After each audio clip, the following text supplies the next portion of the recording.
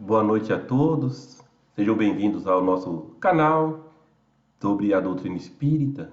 Nós aqui sempre temos essa conversa informal e hoje nós vamos falar da escala espírita. Os espíritos perguntaram a Allan Kardec se, na verdade, Allan Kardec perguntou aos espíritos se os espíritos eram todos iguais. E, obviamente, os espíritos responderam não. Eles são de diferentes categorias conforme a perfeição a que têm alcançado. É como aqui na Terra, nós não somos todos iguais. Uns são mais inteligentes, outros são menos, uns têm mais cultura, outros menos cultura. Cultura fala no sentido de escolaridade. E temos pessoas mais bondosas, tem as pessoas menos bondosas. Nós temos diferenças, nós somos seres espirituais e quando desencarnamos não poderíamos ser assim diferentes do que somos. Então, obviamente, como a humanidade é composta de espíritos que são diferentes entre si, no mundo espiritual também existe uma distinção. Kardec fez então redigiu uma escala espírita. Dentro dessa escala, ou seja, uma dimensão evolutiva. Os espíritos são colocados dentro dessa escala, eles são colocados em ordens. Ordens são séries de espíritos, são subdivisões dentro dessa escala, e nessa subdivisão ela poderia ser diferente da que foi redigida por Kardec, ela não é uma escala absoluta. Kardec colocou características ou intelectuais, características morais para fazer essa escala. Ela é uma representação da diversidade evolutiva dos espíritos. Então Kardec colocou os espíritos em ordens, né, em três ordens: os espíritos puros, os espíritos bons e os espíritos imperfeitos. Ou seja, os espíritos puros são aqueles que atingiram a máxima perfeição, a perfeição absoluta. Não, eles não podem mais tornarem-se melhor do que são, porque, por definição, os espíritos puros são chamados puros porque alcançaram a perfeição. Todo espírito que alcançou a perfeição é denominado de espíritos puros, o espírito puro. E os espíritos imperfeitos são aqueles do início do processo evolutivo. Kardec fala bem claramente que os espíritos imperfeitos existe um predomínio da matéria sobre o espírito, né? Um apego à materialidade, aos aspectos materiais da existência. E um predomínio, um desejo do mal, um predomínio do mal. Nesses espíritos imperfeitos ou de terceira ordem, nem todos são absolutamente maus. Alguns são mais levianos, são mais galhofeiros, vamos dizer assim. Mas existe sempre uma pequenez nos seus pensamentos, no seu nível moral, né? A inveja, a ciúmes, a leviandade, às vezes, mais do que maldade. Então, porque claramente dentro desses espíritos imperfeitos, eles estão em processo evolutivo e vão se diferenciando. Por isso que eles não são todos essencialmente maus, de forma alguma. Inclusive, a maldade, ela não é uma obrigatoriedade do processo evolutivo. Nenhum espírito é obrigado a ser mau para depois ser bom. Existem espíritos que seguiram o caminho do bem absoluto desde o princípio. É uma resposta que os espíritos deram em outra questão do livro dos espíritos. Mesmo os espíritos que seguiram o caminho do bem absoluto, eles têm que passar por provas. Então, o mal é uma escolha. O mal é uma ação consciente, deliberada, contrária às leis de Deus. Aqui Kardec fala que ele divide, na verdade, os espíritos imperfeitos em ordens diferentes, né? Ele fala aqui, vou ler na própria linguagem de Allan Kardec: terceira ordem ou espíritos imperfeitos, predomínio da matéria sobre o espírito, propensão para o mal, ignorância, orgulho, egoísmo e todas as paixões que lhes são consequentes. Tem a intuição de Deus, mas não o compreende. Eles têm uma intuição que existe um ser supremo, mas não compreendem. compreendem. Nem todos são essencialmente maus. Já havíamos dito isso. Em alguns há mais leviandade e reflexão e malícia do que verdadeira maldade. Então, nenhum espírito é obrigado a ser mau para depois ser bom. Uns não fazem o bem nem o mal, mas pelo simples fato de não fazerem o bem, já denotam a sua inferioridade. Outros, ao contrário, se comprazem no mal e se rejubilam quando uma ocasião se lhes depara de praticá-lo. A inteligência pode achar-se neles aliada à maldade ou à malícia, seja, porém, qual for o grau que tenham alcançado de desenvolvimento intelectual, suas ideias são pouco elevadas e mais ou menos abjetos seus sentimentos. Então, não existe espíritos inferiores, gênios. A genialidade, na verdade, não existe. Essa genialidade, esse super cérebro, super inteligência, não existe. Não faz parte da ordem dos espíritos imperfeitos ou de terceira ordem. Então, os espíritos de terceira ordem, nós não vamos ler tudo, evidentemente. Temos, por exemplo, os espíritos da 10ª classe, que são os espíritos impuros. Temos os da 9ª classe, espíritos levianos. Temos da 8ª, os espíritos pseudo-sábios, que eles têm algum entendimento, alguma inteligência, mas eles falam muitas coisas erradas no meio de coisas corretas. Eles imaginam saber mais do que verdadeiramente sabem. Tem os espíritos da 7ª classe, que são espíritos neutros. Tem os da 6ª classe, que são os espíritos batedores e perturbadores. E vocês poderão ler detalhadamente no próprio livro dos espíritos. Agora temos os espíritos de segunda ordem, ou os bons espíritos. Os caracteres gerais. Predominância, eu estou lendo aqui o próprio livro dos espíritos. Predominância do espírito sobre a matéria. Desejo do bem. Quer dizer, há uma predominância do bem. Predomínio do espírito sobre a matéria. É o desejo do bem. Eles não dominam completamente a matéria. A matéria ainda tem capacidade de influenciar esses espíritos. Suas qualidades e poderes para o bem estão em relação com o grau de adiantamento que hajam alcançado. Uns têm a ciência, outros a sabedoria e a bondade. Quer dizer, quando Kardec fala de bons espíritos, nós logo pensamos em Mandúcio, Chico Xavier. Nós pensamos no sentido mais moral. Claro que todos os espíritos bons têm uma elevada moralidade. Têm um desejo do bem. Tem o predomínio do espírito sobre a matéria. Mas os espíritos, esse desejo do bem, ele pode ser expresso naquilo que chamamos bondade, naquilo que se chama sabedoria e naquilo que se chama inteligência. Tem esses 3 aspectos, tem 3 formas de fazer o bem. Eles fazem o bem de acordo com as suas próprias, de acordo com o que eles alcançaram. De acordo com das suas especializações, vamos dizer assim, com as suas experiências, o seu aprendizado dentro do processo evolutivo. Uns adquiriram mais bondade, sabedoria, outros adquiriram mais a inteligência, que Kardec chama aqui de ciência. Inteligência todos têm. Todos os espíritos bons são inteligentes. Mas alguns têm a ciência para fazer o bem. Outros têm a sabedoria e tem a própria bondade. A ciência é uma expressão do bem. O ser que segue a ciência, que é um ser digno, ele é uma expressão do bem. Os mais adiantados reúnem o saber às qualidades morais. Eles reúnem o saber às qualidades morais. Não precisa ser gênio para ser bondoso. Mas os mais adiantados reúnem o saber às qualidades morais. Quer dizer, o espírito evolui intelectualmente e, conforme ele vai compreendendo melhor, mais ele se torna bondoso.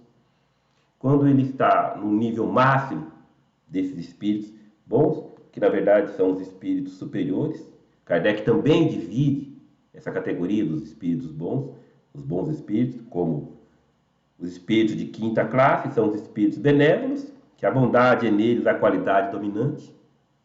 Tem pessoas que predominam a bondade. Se bem que Kardec aqui não está falando de pessoas encarnadas. Essa escala para os espíritos. pessoas que já desencarnaram. Ah, mas existe uma diferença? Existe, né? Existe. Temos da quinta classe, já falamos, os espíritos benévolos. Temos da quarta classe, os espíritos sábios. Esses espíritos distinguem-se especialmente pela amplitude de seus conhecimentos. Preocupam-se menos com as questões morais. Não é que eles não se preocupem, mas eles se preocupam menos do que com a de natureza científica, para as quais tem maior aptidão. Tem mais aptidão para as questões científicas, não é? Do que para as questões de natureza moral. Entretanto, só encaram a ciência do ponto de vista da sua utilidade. Eles fazem um grande cientista, uma pessoa bondosa que dedicam a sua vida à ciência, dentro de laboratórios, desenvolvimento da ciência. Eles encaram a ciência dentro da utilidade, do que ela pode trazer de bom para a humanidade. E jamais dominado por quaisquer paixões próprias dos espíritos imperfeitos. Eles não querem levar vantagem exercendo a ciência. Eles querem estudar, exercer a ciência para ajudar o próximo. A distinção é importante. Temos a terceira classe dentro desses espíritos bons. São os espíritos de sabedoria. Kardec continua. As qualidades morais de ordem mais elevada são o que os caracteriza.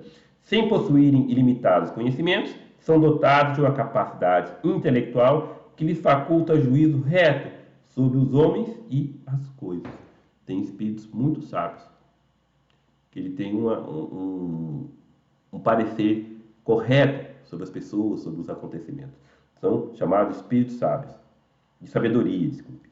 E tem, Kardec coloca na segunda classe, né, dentro desta ordem de bons espíritos, os espíritos superiores. Esses em si reúnem a ciência, a sabedoria e a bondade. Vamos dizer assim que é o top, né? É a mais elevada ordem dentro, né, dos espíritos de segunda ordem, é a mais elevada divisão, a subdivisão. São os espíritos superiores. Estes reúnem em si a ciência, a sabedoria e a bondade. As três coisas, né? Ciência, sabedoria e bondade. Uma pessoa inteligente, pessoa sábia, uma pessoa bondosa, seria um bom amigo, né? Da linguagem que empregam, se exala sempre a benevolência. É uma linguagem invariavelmente digna, sempre digna. É difícil isso. Uma linguagem sempre digna. Elevada e muitas vezes sublime. Muitas vezes sublime. Nós vemos isso nos textos evangélicos. O Evangelho segundo o Espiritismo. Nós vemos na linguagem até mesmo dos livros de Leon Denis. Eu não estou querendo classificar Leon Denis. Eu estou falando que nós vemos uma linguagem extremamente elevada, né? Algumas comunicações que Leon Denis recebia, e obviamente toda a codificação também, Kardec mais ainda, mais claramente. Sua superioridade os torna mais aptos do que os outros a nos darem noções exatas sobre as coisas do mundo incorpóreo, dentro dos limites do que é permitido ao homem saber. Comunicam-se complacentemente com os que procuram de boa fé a verdade, e cuja alma já está bastante desprendida das ligações terrenas para compreendê-lo. Eles podem se comunicar mediunicamente. Kardec está dizendo isso. Né? Eles vão se comunicar, evidentemente, onde houver proveito. Né? Onde houver proveito. O médium, a pessoa que é médium, ou ela pode se comunicar durante os sonhos também com todas as pessoas. Mas são pessoas que realmente devem ter a vida muito digna e muito apta, né, a captar, a aproveitar a mensagem. Afastam-se, porém, daqueles a quem só a curiosidade impele, ou que, por influência da matéria, fogem à prática do bem. Quando, por exceção, encarnam na Terra, ou seja, é uma exceção os espíritos encarnar, por isso que eu nunca vi, na verdade eu nunca vi. Se pessoalmente, é claro que eles existem, mas eu nunca vi. Nunca convivi com nenhum desses espíritos. Quando, por exceção, encarnam na Terra, é para cumprir missão de progresso. E então nos oferecem o tipo da perfeição a que a humanidade pode aspirar neste mundo. Quando, por exceção, encarnam. Esses espíritos são espíritos superiores, né? É uma categoria, é uma subdivisão dos bons espíritos. Outra categoria de bons espíritos é mais fácil, ou menos complexo, eles encarnarem na Terra. Mas essa classe aqui, espíritos superiores, é mais difícil. Agora vamos aqui, temos os espíritos puros. para não vamos alongar muito a nossa conversa, que é cansativo. Espíritos puros, nenhuma influência na matéria, superioridade intelectual e moral absoluta em relação aos espíritos das demais ordens. Eles atingiram a perfeição. Eles não evoluem mais.